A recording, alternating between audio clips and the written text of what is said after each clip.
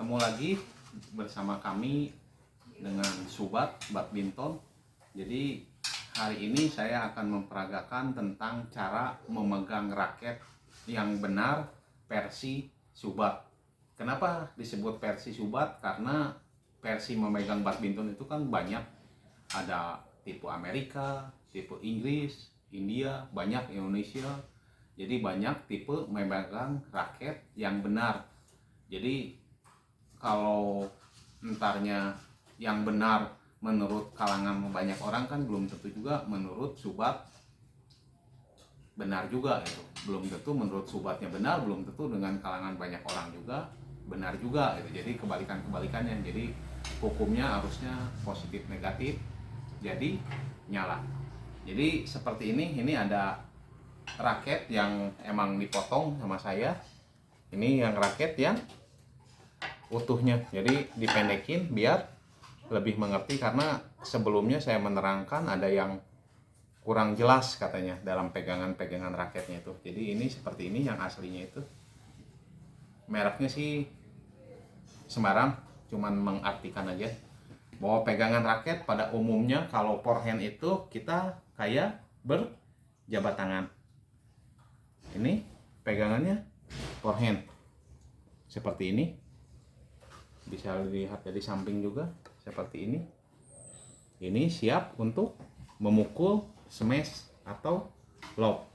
Tetapi dalam posisinya itu kita netral, jempolnya itu kita di seperti ini. Kita dengan relax. Ini kita posisi netral.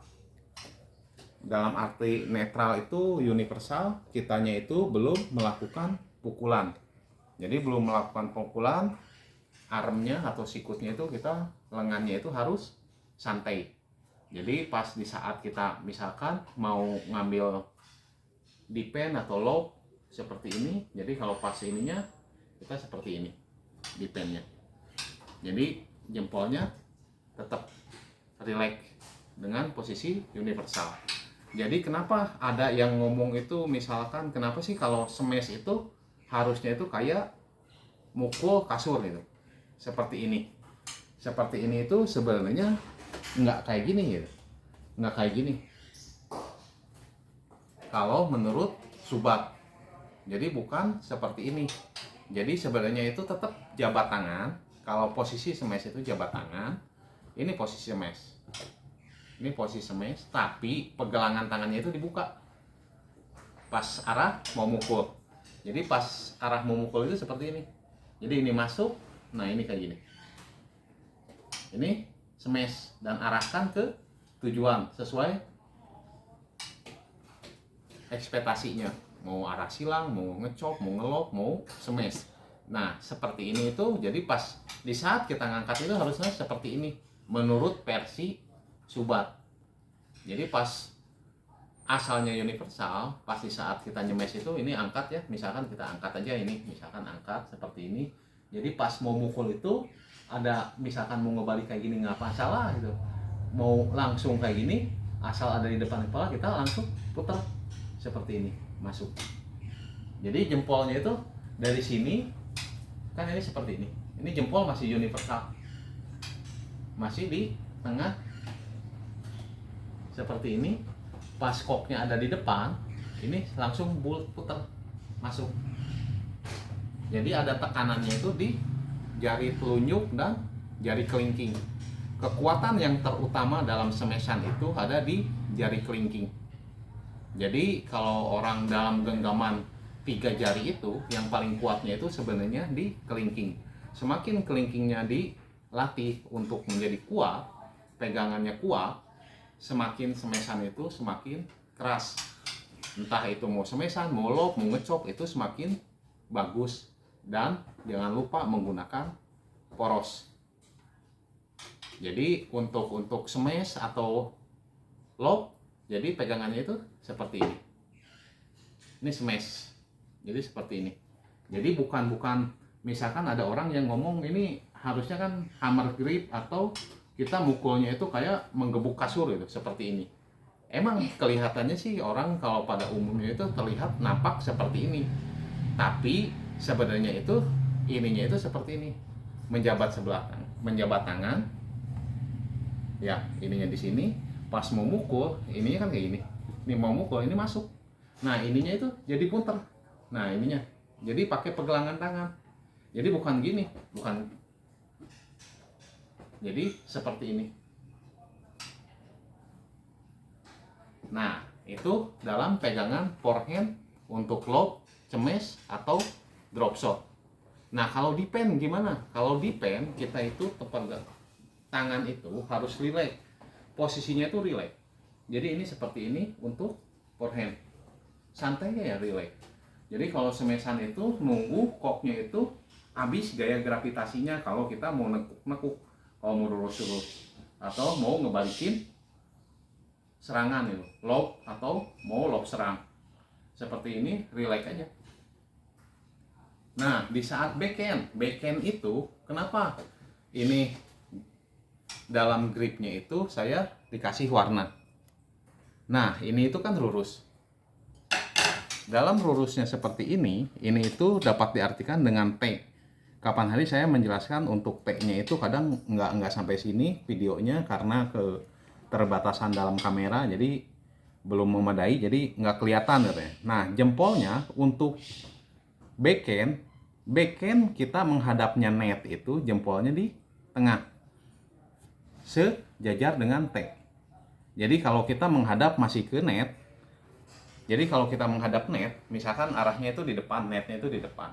Jadi kita di pen itu di sini, pakai jempolnya di tengah.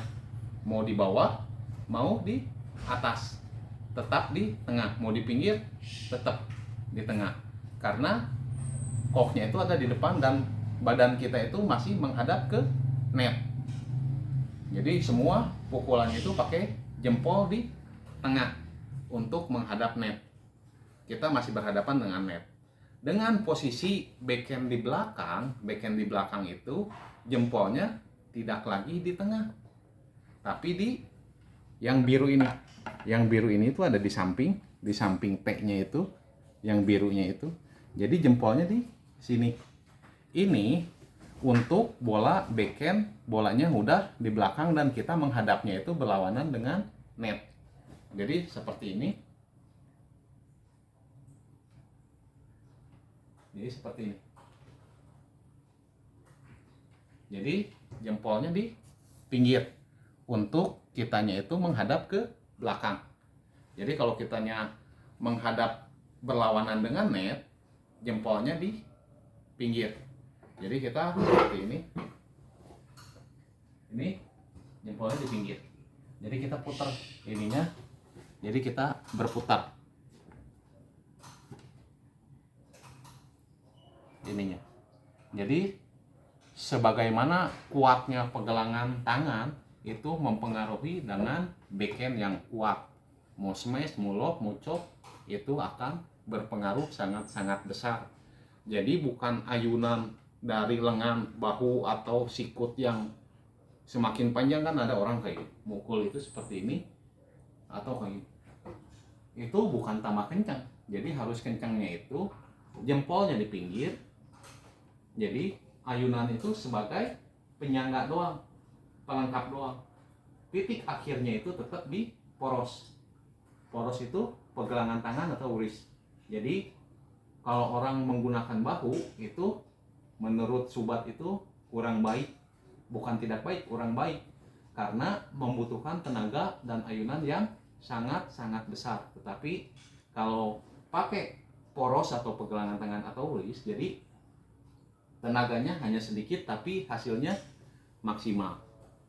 Jadi untuk kali ini emang sengaja raketnya itu emang dipotong sama saya untuk mengartikan bahwa pegangan-pegangan tangan itu seperti ini. Jadi ada yang hitam, ada yang biru. Jadi kalau yang biru itu untuk backhand ya di belakang. Jadi kita berhadapannya itu berlawanan dengan net. Jadi kalau berlawanan dengan net, kita pegang jempolnya itu di tempat biru. Jadi seperti ini. Jadi biru, jempolnya di biru itu untuk backhand, tapi kitanya menghadap belakang net. Jadi berlawanan dengan net. Tapi kalau jempolnya di tengah, segaris dengan T-nya ini, kita harus menghadap dengan net. Jadi kalau menghadap dengan net, backendnya itu jempolnya di tengah untuk lebih tekanannya lebih bagus. Jadi untuk hari ini saya rasa cukup sekian. Mudah-mudahan bermanfaat. Sekali lagi, bukan saya menggurui karena saya juga masih tahapan belajar. Menurut saya mudah-mudahan dapat berarti dan dapat memberikan yang lebih baik lagi untuk kedepannya. Dalam hari ini cukup sekian. Salam olahraga. Terima kasih.